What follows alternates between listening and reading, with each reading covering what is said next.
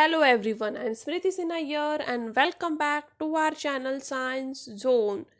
Today you follow, tomorrow we lead. And if you are new to this channel, please hit the subscribe button given below. And if you have missed the previous videos, you can click on the I button given above. And if you want to join our Telegram group, you can click on the link given in the description. And today we are going to study the topic amines. This is topic number 13 from Maharashtra State Board syllabus, standard 12th. The topics to be covered in this chapter are this, but out of this we are done with few of the topics like classification of amines, nomenclature of amines, and few of the preparation methods of amines. If you have missed those videos, you can click on the I button above, see that video and come back to this.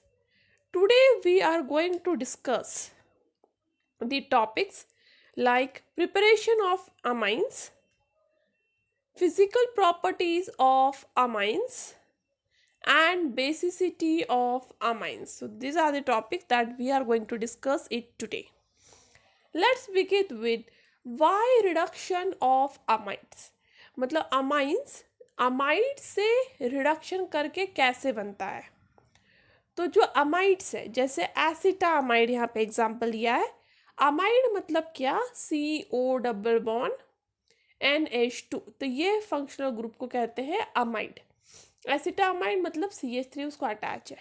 ठीक है, तो amide जो है उसको यदि आप reduce करोगे with the help of hydrogen and lithium, that is LiAlH4, or in the presence of sodium in ethanol, तो आपको अमाइन मिलेगा with same number of carbon atom.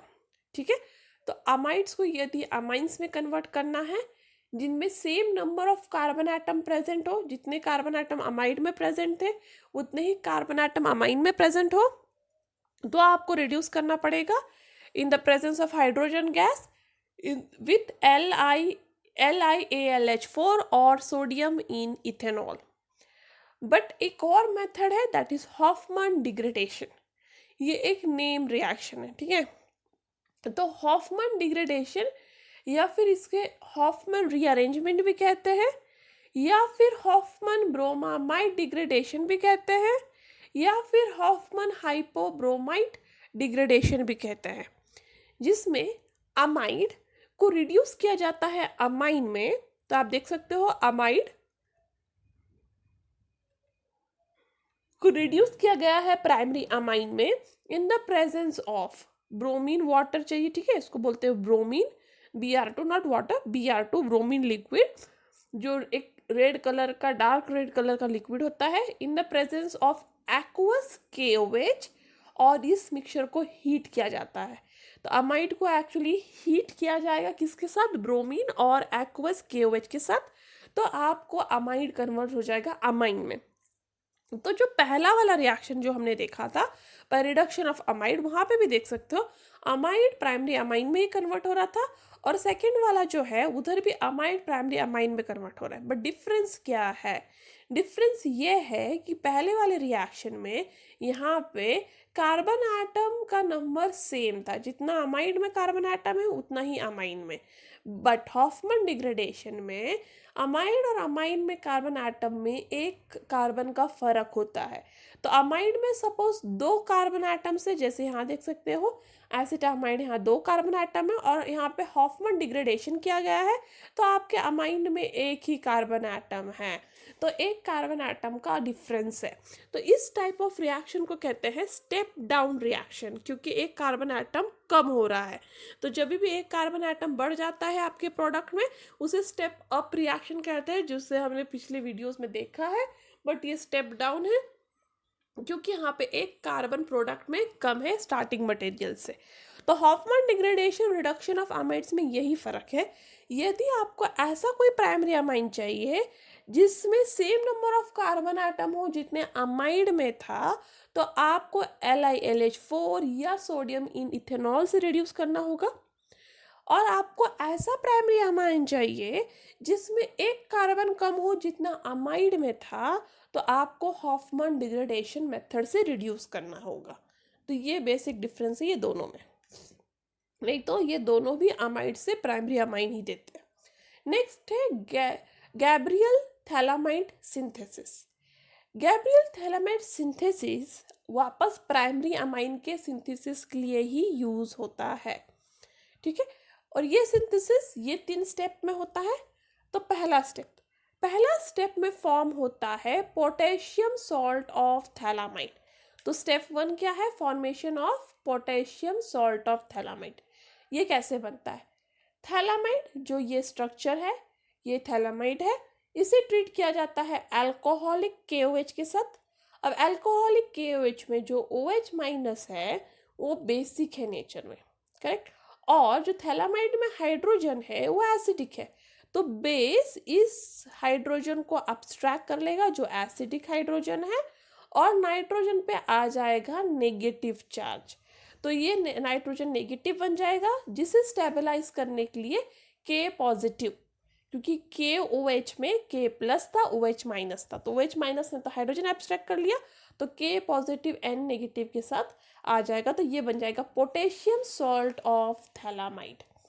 अब सेकेंड स्टेप में पोटेशियम सॉल्ट ऑफ थैलामाइड को treat किया जाता है alkyl halide के साथ, दैट इज RX, जिसमें जो नाइट्रोजन का नेगेटिव चार्ज है वो R पे अटैक करेगा और X निकल जाएगा KX बन के, ठीक है। तो K पॉजिटिव X नेगेटिव बन के सॉल्ट बन के निकल गया और आपको मिला N negative attach to R।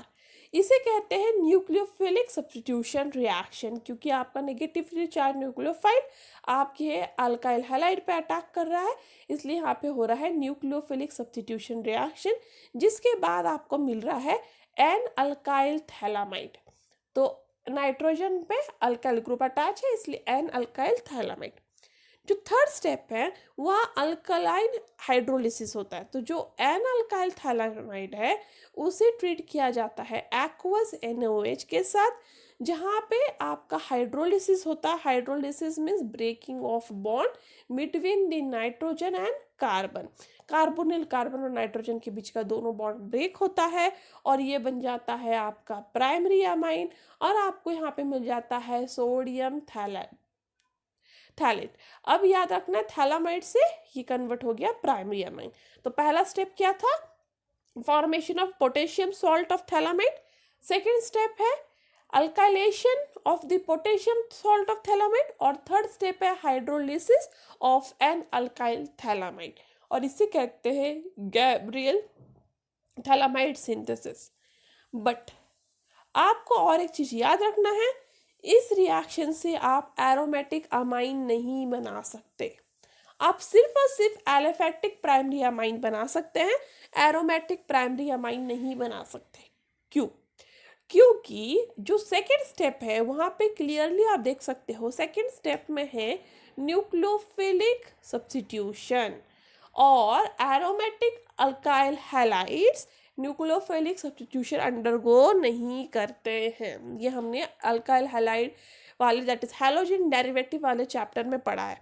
और इस इधर जो न्यूक्लियोफिलिक यहाँ पे सब्स्टिट्यूशन हो रहा है उसके वजह से एरोमेटिक हैलाइड यहाँ पे वो सब्स्टिट्यूशन रिएक्शन फॉलो ही नहीं करेंगे, इसलिए आप aromatic amine that is aromatic primary amine synthesize नहीं कर सकते। आप सिर्फ एलिफेटिक प्राइमरी अमाइन ही सिंथेसाइज कर सकते हो इस मेथड से। सॉरी।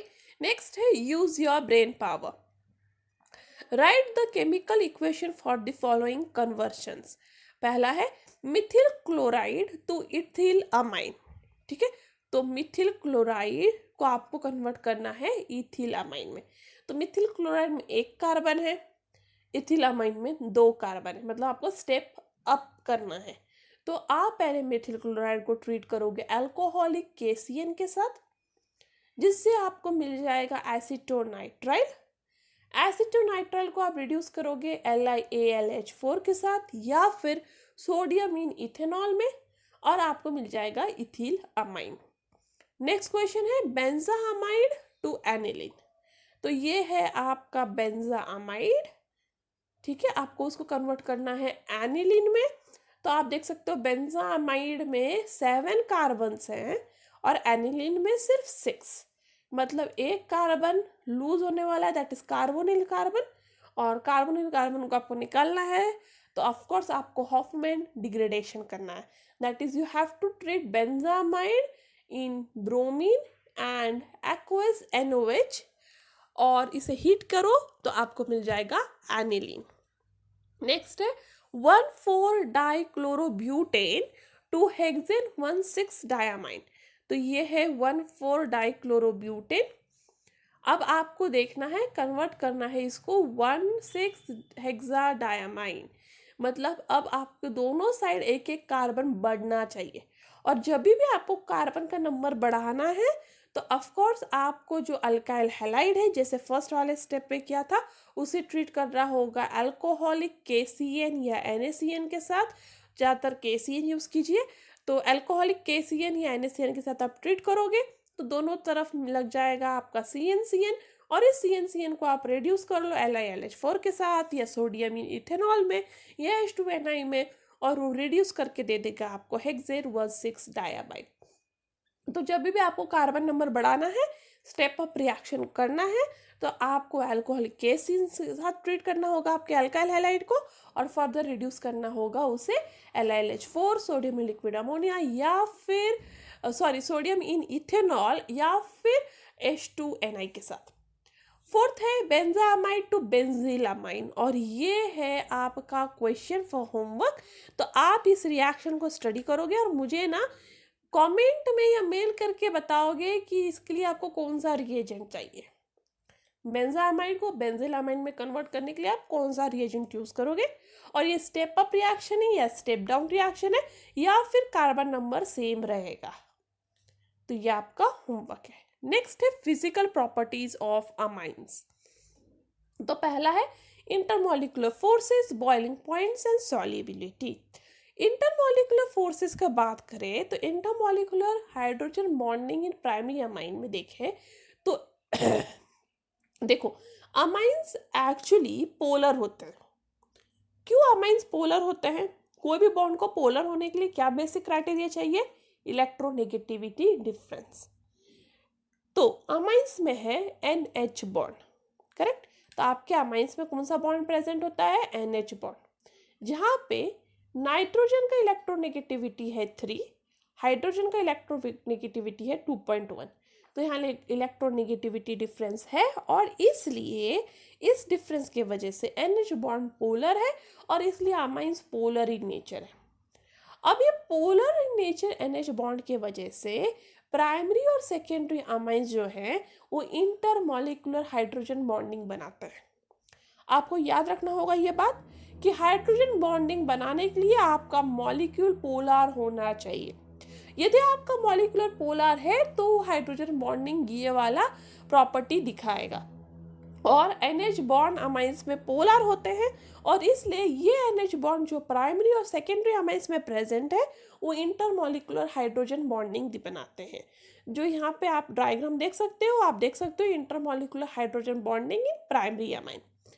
अब प्राइमरी अमाइन में इंटरमॉलिक्यूलर हाइड्रोजन बॉन्डिंग ज़्यादा स्ट्रॉन्ग है as compare to secondary amine. तो इसका रीज़न जो है आप करेक्ट गेस कर रहे हो, क्योंकि प्राइमरी अमाइन में 2 हाइड्रोजन्स प्रेजेंट होते हैं, और 2 हाइड्रोजन प्रेजेंट होने के वजह से हर एक प्राइमरी अमाइन का मॉलिक्यूल 2 बार इंटरमॉलिक्यूलर हाइड्रोजन बॉन्डिंग बना पाता है, और इसलिए वो स्ट्रॉन्ग इंटरमॉलिक्यूलर हाइड्रोजन बॉन्डिंग दिखाता है, या फिर ज़्यादा एक्सटेंड में हाइड्रोजन बॉन्डिंग दिखाता है। बट सेकेंडरी अमाइन में सिर्फ एक ही हाइड्रोजन मॉलिक्यूल होता है, और इसलिए उसमें कम एक्सटेंड में हाइड्रोजन बॉन्डिंग पॉसिबल है। वही हम बात करें टर्शरी अमाइन की, तो टर्शरी अमाइन में इंटरमॉलिक्यूलर हाइड्रोजन बॉन्डिंग ही नहीं है।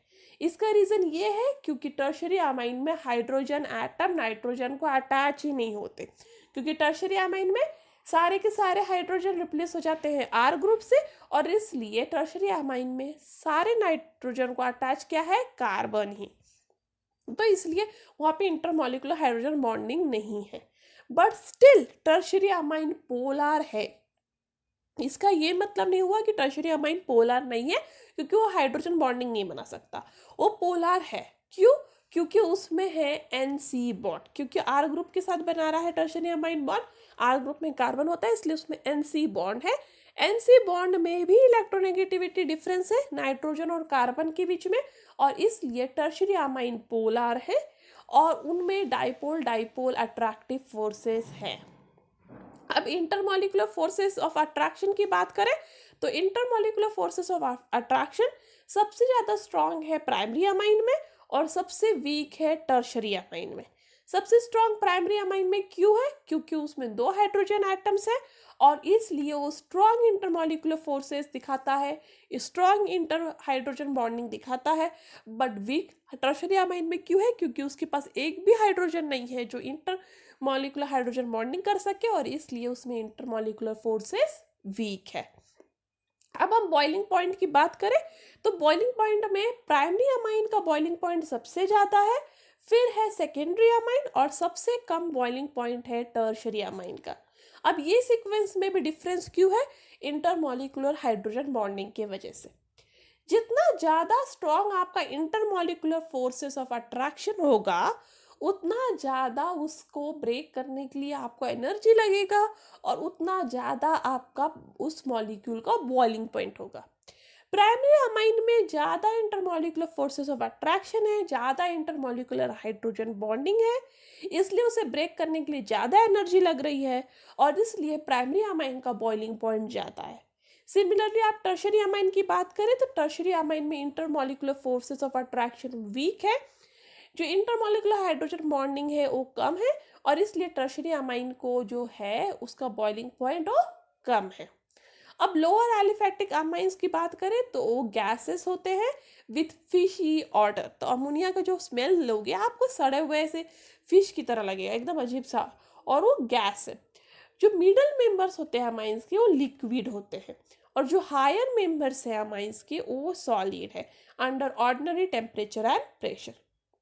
बट एलिनिल या अराइल अमाइंस की बात करें जिसमें बेंजीन रिंग प्रेजेंट होते हैं, वो अमाइन जनरली कलरलेस लिक्विड्स होते हैं, बट वो कलर जल्दी से हो जाते हैं।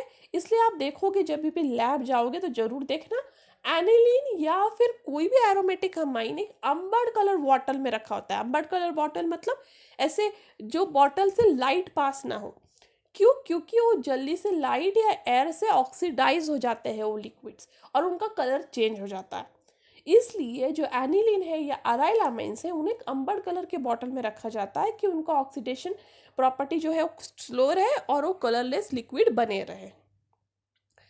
नेक्स्ट है due to ability of hydrogen bonding. ये हाइड्रोजन बॉन्डिंग के एबिलिटी की वजह से लोअर एलिफैटिक अमाइंस वाटर में ज़्यादा सॉल्यूबल है। तो लोअर एलिफैटिक अमाइंस की आप बात करेंगे जैसे अमोनिया हुआ या प्राइमरी अमाइंस हुआ, वो वाटर में ज़्यादा सॉल्यूबल क्यों है? क्योंकि वो ज़्यादा हाइड्रोजन बॉन्डिंग बना सकते हैं।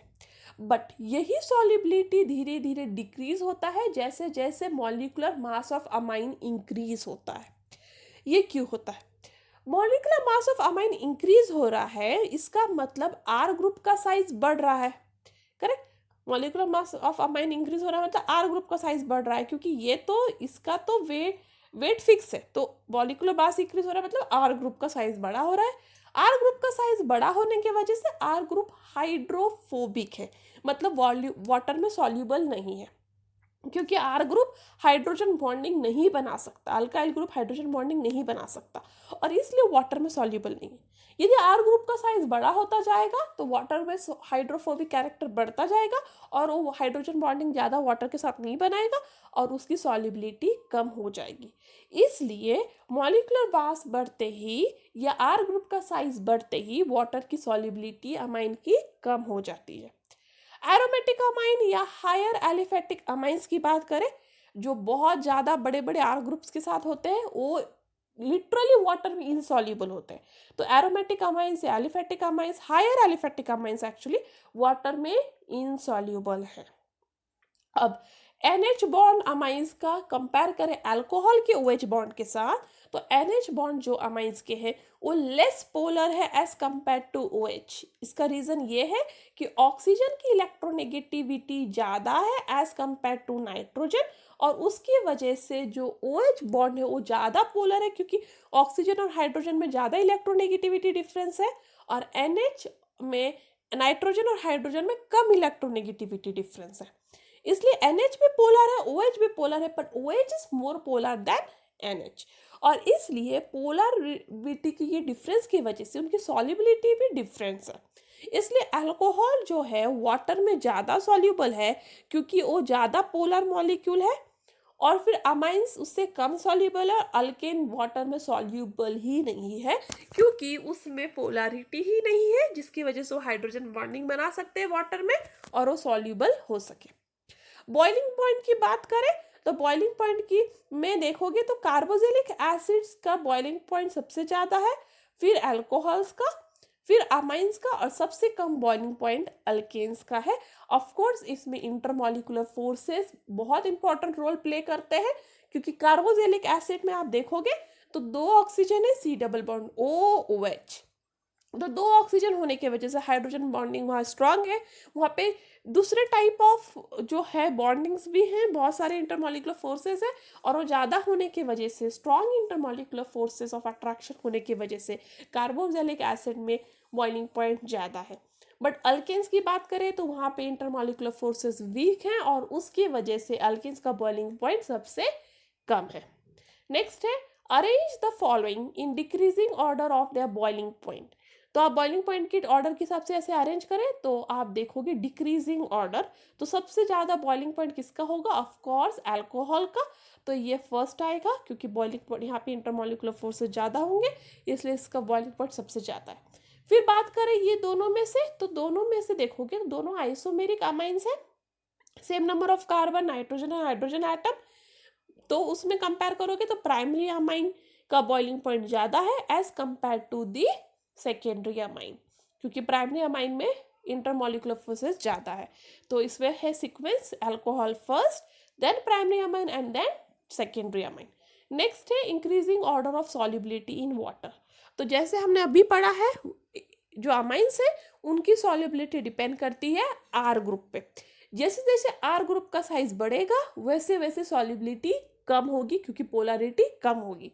तो सबसे छोटा R ग्रुप जिसका है उसका जो है सॉल्युबिलिटी वाटर में सबसे ज़्यादा है, फिर आपकी सबसे ज़्यादा उसके पास सॉल्यूबल है ये, और सबसे कम सॉल्यूबल होगा एनिलीन, क्योंकि लिटरली वो वाटर में इनसॉल्यूबल है।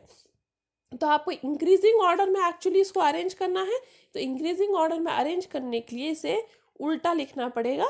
जो सीक्वेंस मैंने लिखा है उसको उल्टा लिखिए, क्योंकि मैंने डिक्रीजिंग ऑर्डर में उसे अरेंज कर दिया है, तो आपको इंक्रीजिंग ऑर्डर में अरेंज करने को कहा गया है क्वेश्चन में, तो इसलिए हम इसे पहले इंक्रीजिंग ऑर्डर में ही अरेंज करेंगे।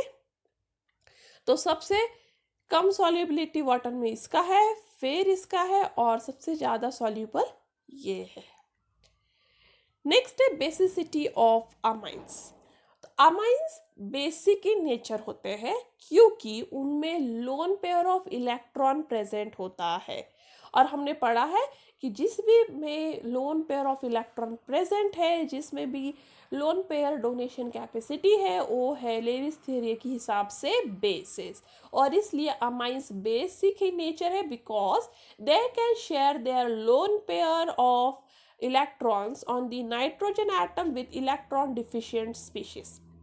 क्योंकि लेविस थियरी क्या कहता है, जो भी स्पीशीज अपने लोन पेयर को डोनेट कर सकता है या शेयर कर सकता है वो है बेस, और जो अमाइंस है वो अपने लोन पेयर ऑफ इलेक्ट्रॉन को इलेक्ट्रॉन डिफिशिएंट स्पीशीज का शेयर कर सकते हैं, और इसलिए अमाइंस होंगे बेसिक इन नेचर। यदि लॉरेल ब्रॉन्स्टेड थियरी के हिसाब से बात करें तो भी वो बेस है, कि लॉरेल ब्रॉन्स्टेड थियरी क्या कहता है, जो भी सब्सटेंस प्रोटॉन एक्सेप्ट कर सकते हैं वो बेस होते हैं, और अमाइंस प्रोटॉन एक्सेप्ट कर सकता है, वो कॉन्जुगेट एसिड बनाता है, और इसलिए लॉरेल ब्रॉन्स्टेड थियरी के हिसाब से भी अमाइंस बेसिक इन नेचर हैं।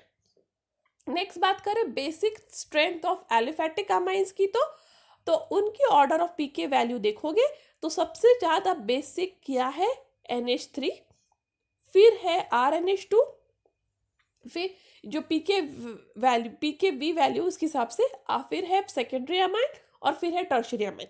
तो पीके वैल्यू सबसे ज़्यादा पीके वी वैल्यू सबसे ज़्यादा किसकी है, NH3 की, और सबसे कम पीके वी वैल्यू है टर्शरी अमाइन की।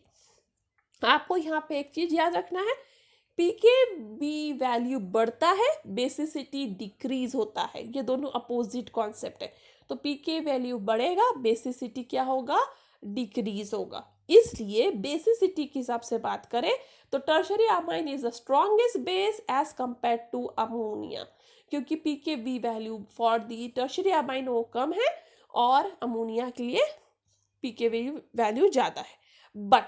बट आप बेसिक स्ट्रेंथ में देखोगे तो देखोगे कि सेकेंडरी अमाइन का बेसिक स्ट्रेंथ सबसे ज़्यादा है, क्योंकि उसका पीके वी वैल्यू सबसे कम है। तो अमोनिया का पीके वी वैल्यू जो है वो सबसे ज़्यादा था, इसलिए सबसे वीक बेस है, और सबसे स्ट्रांग बेस कौन है, सेकेंडरी अमाइन। तो आपको याद रखना है कौन सा amine, which amine is the strongest base, secondary amine is the strongest base.